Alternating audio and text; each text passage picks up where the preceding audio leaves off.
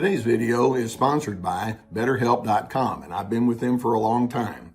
BetterHelp is an online platform where we found that you can effectively communicate with your therapist. Now, you begin by filling out a questionnaire, and then you'll be matched with a therapist within a couple of days. And if that match isn't ideal for you, you can certainly make an adjustment there.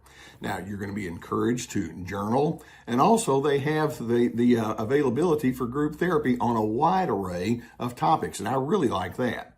So as the need exists, go ahead and take the necessary steps to get the help that you need. And just know that BetterHelp has a 4.5 rating on Trustpilot, so it indeed is a platform you can trust. There's a link below the video that will take you there. There's one thing that we can say with a great deal of certainty, and that is narcissists are constantly in a compensation mode. Behind the scenes in their personality, they have lots of unresolved strains and tensions and conflicts. And rather than saying that I have inner strains and tensions and conflicts, no, they don't want to have to introspect like that and take responsibility for who they are. That being the case, they look at their interactions with other people as being a competition. And this is whether you're living with that person, or if it's someone in your extended family, or in a social setting, or an organization, or at work, wherever it might be. Narcissists are constantly trying to figure out how to make you look like you're the problem so that they can sidestep the responsibility of having to come to terms with their contributions to perhaps some of the difficulties in a relationship. And I want you to be aware of some of the tactics that they use, some of the tricks that they try to use to make you look like you're a problematic person, as a part of them sidestepping their own responsibility for the difficulty they have. So what I'm going to do is I'm going to go through 7 different ways, 7 different tricks that narcissists like to use with you to make you out to be responsible for them because in their mind, you're such a difficult person. Now, the first trick I want you to be aware of, and as soon as I say this, you're going to nod your head and say, oh yeah, this is happening plenty. And that is, narcissists love to bait you into an argument. Now, let's suppose that you have something that brings out differences of opinions or a conflict in terms of where you're going with a certain project. And that being the case, preferences or needs or opinions are expressed. Okay, so far so good. We do need to put our thoughts and feelings out along with those subjects. But then as you share your thoughts, your feelings, your needs, your preferences, here come the criticisms. Rather than the narcissist saying, well, let me think this thing through and let's understand why you feel as you do, what they do is they invalidate. And they tell you, you don't know what you're talking about. And they start becoming argumentative, and then you bite. And when you, by that I mean, you start arguing right back and you tell them how difficult they're being. And then you talk about how, no, they don't understand. And they're over there with this real satisfied feeling that says, got you going, look how dysregulated you are right now. How in the world am I going to interact with somebody who's as problematic as you? And that's one of their favorite tricks that they like to use. The more you argue with them, the more it proves in their mind, you're unstable, aren't you? It's one of their favorite tricks. Or a second trick that they use to make you look like a problem is that they insist that you really do have to justify your feelings or your actions or your interpretations, what we refer to as their shadow self. We all have a shadow self. You know, your history of blunders or miscalculations, or maybe you have a lack of awareness about certain things. You may have some pain. You may have some disappointing experiences. Narcissists is like, I don't need to deal with all that kind of stuff. Or if they have had some things in their shadow self and it's made them into bitter individuals, it's like, well, I'm still not going to do anything about it. And as a result, they have this lurking self on the inside that's just dysregulated, and that causes them to be emotionally volatile or difficult or unavailable. And instead of saying, you know, we need to take a look at that. I need to take a look at what's going on inside of me that is painful. Like, no, I don't do that. Now, in addition to that, we'll go with number 4, and that is they don't want to admit their own humanity. And so as a result, they try to project an image based on their own superiority or perfection. They have an idealized notion about who they're supposed to be and how people are supposed to perceive them.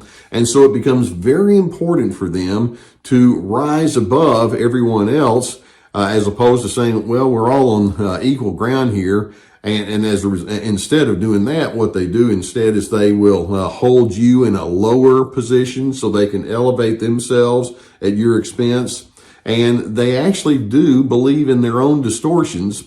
Well, I really am better than other individuals, so they have to convince themselves of that. By the way, in the good old days, we used to call that they actually believe their own BS that they sling out there. And that's what they do.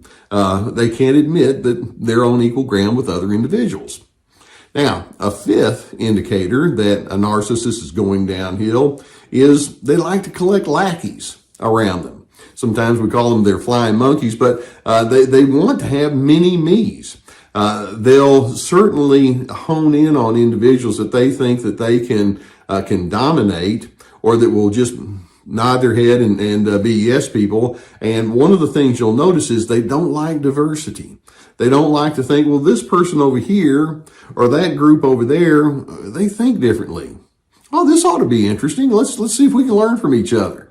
Instead, they want to bring people that are very similar-minded and narrow-minded in the way that they do things, and as a result, they don't grow, they don't expand. They just look for people that think the same as they do and that they can manipulate.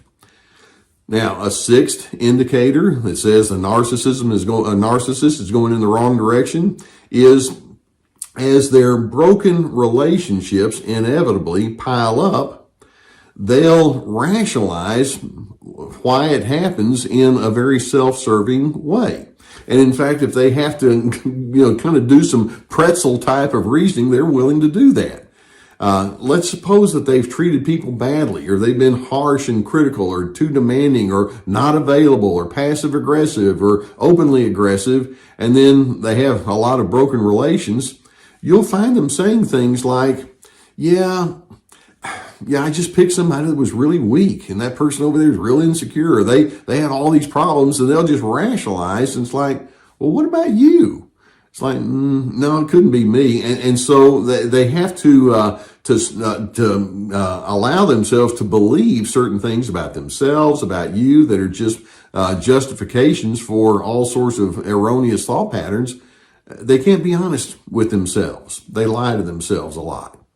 And then a 7th indicator that says a person is not aging well and they're going in the wrong direction with their narcissism. And that is, they've learned, sometimes in a very glad kind of way, that if they can keep other people on the defensiveness, in the defensive mode, that makes them win.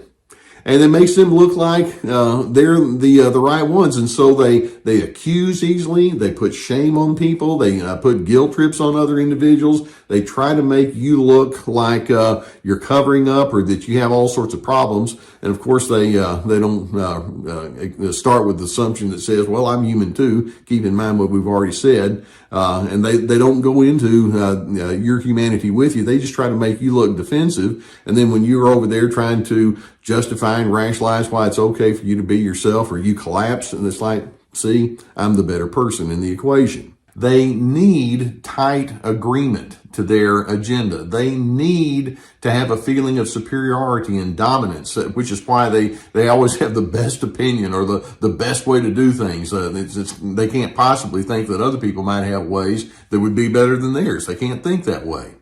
They need what your reputation might provide. For example, if you're well known in a community or people like you, it's like, well, I want to latch onto that. And so they try to latch on in that kind of way. They need you to buy into their illogic. There are many times when you want to talk with them about certain impressions or interpretations or the way that we do things, and they have their own little agenda, and it's like, no, you have to just go along with whatever I say, no matter how illogical or emotionally tinged that it might be. They need your compliance. They need your submission. They need you to be an enabler to their dysfunctional way of life. And I know it can wear you out. Now, along with this real strong neediness that they bring to the equation comes all sorts of undesirable traits. Now, at times, the narcissist may have the love bombing or the let me do favors for you kind of mindset, because they'll want to bring you into their zone. And so if they do nice things, over time you begin realizing, okay, I know there's a hook here, and you're on to it. Then over time you begin seeing how critical they actually are. They can have episodes of anger with you. Sometimes it can go into real strong rage. Other times the anger is more muffled and you just feel like there's this underlying sense of tension that they carry. They don't say it, but you just know it and you feel it. Too many times that narcissist becomes more complaining or griping. You wind up being in circular arguments. Kind of wears you out just thinking about it, doesn't it? Sometimes you have to listen to what I call their stupid salesmanship. How many times has a narcissist tried to plead their case with you or convince you that you have to think or do things as they say? It's like, I don't want you to sell me on whatever it is you're trying to peddle, but they'll do that and it wears you out. They use twisted logic. They have hurt feelings when you don't say or do things precisely in the way that their neediness requires. You have this constant walking on eggshell feelings. They may give you the silent treatment. In other words, there are times when you have these ongoing engagements with a narcissist, and all of this that I'm mentioning leads you to that conclusion: I'm not interested in this anymore. You might ask yourself, now, exactly what's the upside to my relationship with this person? Is this person contributing in a positive way to my quality of life? Am I a better person because of my association with this individual? Do I feel appreciated by this person, or am I just being used? And once I'm used up, I'm just going to be dismissed? Is this somebody that would have my back when that time might come along? And as you begin pondering those kind of questions, again, it reinforces that question inside of you: what am I doing here? You may go back and you may try to discuss some of your feelings with that narcissistic person. Sometimes you'll withdraw. You'll recognize that as your feelings and your sense of discomfort become more known, typically the narcissist will double down and explain why you're wrong and you need to come over to their way of thinking.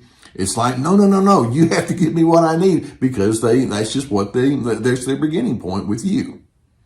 Now, over time, as you begin just settling into that kind of feeling, I'm tired of this. I'm no longer interested in playing all the games that this implies. The narcissist is taking note, and they're thinking, I can't let you get away with feeling like you're better than me, which is how they interpret that. They're not going to go away typically without a peep. Basically, as time goes on, they begin taking the notion that says, well, I'm going to bring you down before you have a chance to bring me down. Being very entitled and controlling, narcissists have no difficulty stepping all over your personal boundaries. So that's why I put together an extensive video class called This Is Me. It has 25 videos, written documents, guided questions. I'm going to teach you how to have healthy boundaries. There's a link below, and I hope you'll find it to be quite therapeutic.